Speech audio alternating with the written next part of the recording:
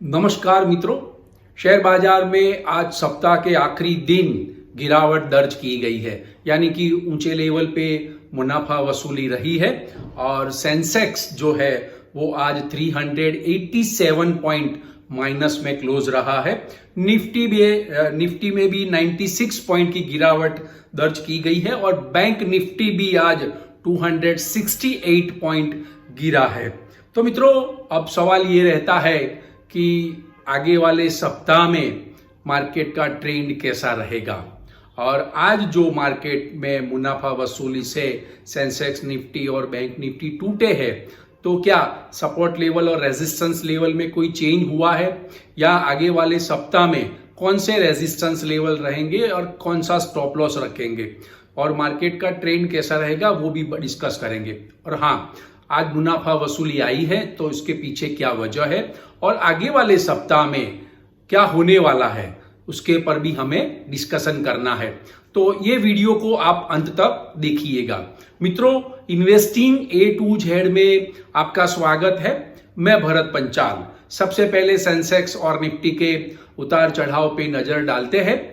तो Bombay stock exchange का Sensex आज फ्राइडे को 82,946 के लेवल पे नीचे लेवल पे खुला और सुबह में थोड़ा बढ़कर 82,978 की हाई बनाने के बाद वो मुनाफा वसूली आने से वो गिरकर 82,485 का लो लेवल दिखाया और ट्रेडिंग सेशन के अंत में 82,626.23 का क्लोजिंग आया है। आज सेंसेक्स में 387.73 की गिरावट दर्ज की गई है। नेशनल स्टॉक एक्सचेंज का निफ्टी इंडेक्स 25,410 के लेवल पे नीचे लेवल पे खुला। सुबह में हल्का सा बढ़ के 25,428 की हाई बनाने के बाद भारी मुनाफा वसूली से वो टूटकर 25,286 की लो बनाने के बाद ट्रेडिंग सेशन के अंत में 25,327.05 पे बंद रहा है, जो गुरुवार के मुकाबले यानी अगले वाले दिनों के मुकाबले निफ्टी में 96.55 की गिरावट दर्ज की गई है। बैंक निफ्टी 268 पॉइंट माइनस 55,458 का क्लोजिंग देखा गया है। मित्रों, सेंसेक्स, निफ्टी, बैंक निफ्टी भले ही माइनस है, लेकिन एडवांस डेक्लाइन रेशियो आज पॉजिटिव रहे हैं। तो ये मार्केट के लिए एक पॉजिटिव ट्रेंड हमें दिख रहा है या पॉजिटिव साइन मिल रही है। आज के टॉप गेनर्स और टॉप लूजर्स पे नजर डालते हैं। तो सबसे पहले top 5 gainers: Adani enterprise, SBI life, IndusInd bank, Adani port और भारती एयरटेल। टॉप 5 लूजर्स है HCL technology, ICICI bank, trend, titan और महिंद्रा एंड महिंद्रा। मित्रों, आज के मार्केट में मिड कैप और स्मॉल कैप आउट परफॉर्म करे हैं। मिड कैप 21 पॉइंट प्लस में बन रहा है, स्मॉल कैप भी 89 पॉइंट प्लस में बन रहा है। हाँ, बैंक निफ्टी में 12 दिनों की कांस्टेंट लगातार तेजी हो रही थी, उसमें ब्रेक लगी है। बैंक निफ्टी आज माइनस में रहा है, यानी कि बैंक शेयरों में आज मुनाफा वसूली ज्यादा देखी गई है। और मित्रों, खासकर सेंसेक्स और निफ्टी के बेस के स्टॉक्स है उनमें मुनाफा वसूली ज्यादा देखी गई। हाई प्राइस स्टॉक्स में मुनाफा वसूली ज्यादा देखी गई है। हाँ, वीक टू वीक आज बात करें तो अगले फ्राइडे और ये फ्राइडे में बाजार में बढ़त बनाई हुई है।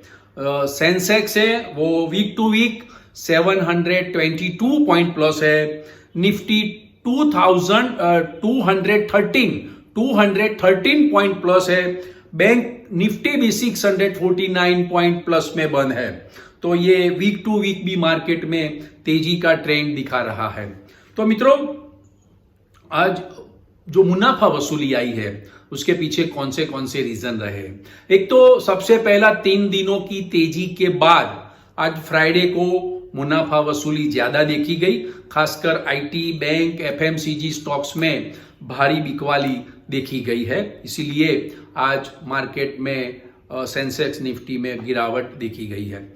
ग्लोबल संकेत थोड़े कमजोर रहे।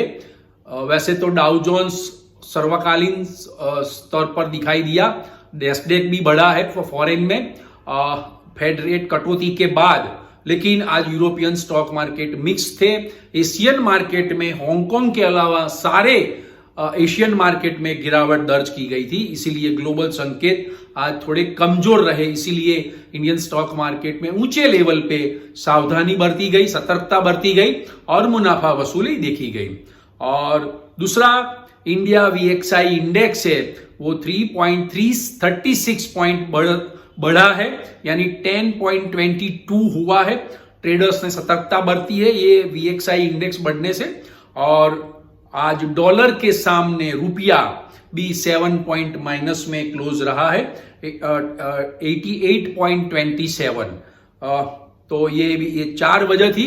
5वीं वजह बहुत ही इंपॉर्टेंट है। अमेरिकी ट्रंप सरकार ने ईरान के चाबहार पोर्ट को प्रतिबंधों से दी गई छूट को वापस लेने के ऐलान कर दिया गया है।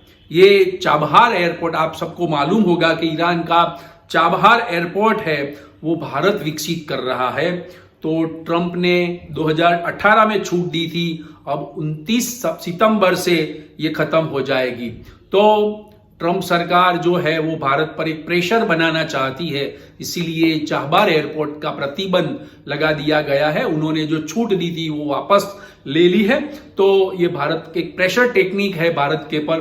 तो इसकी वजह से निवेशकों में थोड़ा चिंता का माहौल था, डर था, इसीलिए आज मुनाफा वसूली रही है। तो मित्रों, ये 5 वजह से मार्केट में आज मुनाफा वसूली ज्यादा देखी गई।